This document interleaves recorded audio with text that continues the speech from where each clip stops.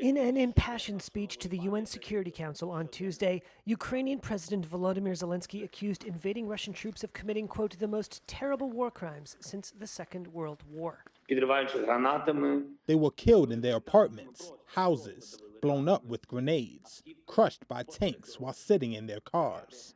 Women were raped and killed in front of their children.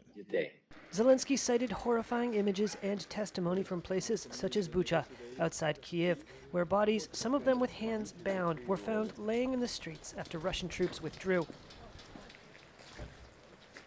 A Kremlin spokesperson denied Russian soldiers had killed civilians in Bucha, calling images of the dead a, quote, monstrous forgery. But satellite images undercut Russian claims the civilian deaths were staged or faked. These pictures, provided to Reuters by U.S. company Maxar Technologies, were taken in March and appear to show bodies of civilians on a street in Bucha while it was still occupied by Russian troops. Bucha resident Tetiana Nedashkievska told Reuters her husband was dragged from their apartment by Russian troops. After the Russians withdrew, she found his body, along with other victims, in a basement stairwell. When I came down, I recognized him by his shoes, his trousers. His face was mutilated, his body was cold. They turned him over a little. My neighbor still has a picture of his face.